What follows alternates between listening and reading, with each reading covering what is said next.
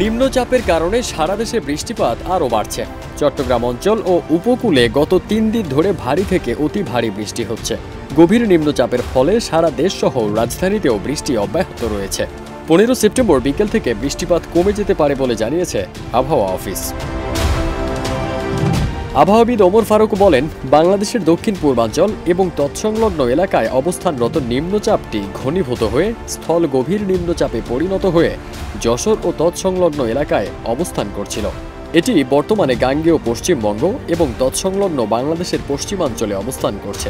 এটি আরও পশ্চিম ও উত্তর পশ্চিম দিকে অগ্রসর হতে পারে। তিনি আরও বলেন, মৌসুমী বায়ু রক্ষের বর্ধিতাংশ পাঞ্জাব, হরিয়ানা, উত্তরপ্রদেশ, বিহার ও গভীর স্থল নিম্নচাপের কেন্দ্রস্থল এবং বাংলাদেশের মধ্যাঞ্চল হয়ে আসাম পর্যন্ত বিস্তৃত রয়েছে। মৌসুমী বায়ু বাংলাদেশের উপর সক্রিয় এবং উত্তর বঙ্গোপসাগরে প্রবল অবস্থায় রয়েছে।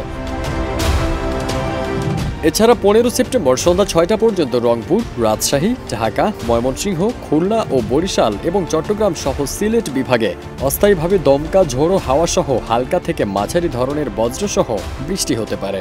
সেই সঙ্গে দেশের কোথাও কোথাও মাঝারি ধরনের ভারী থেকে অতি ভারী বর্ষণ হতে পারে।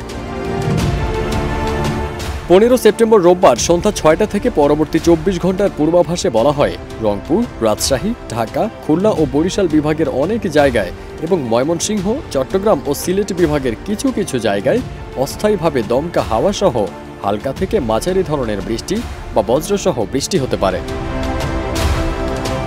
ফারদিন সানি, দেশ রূপান্তর।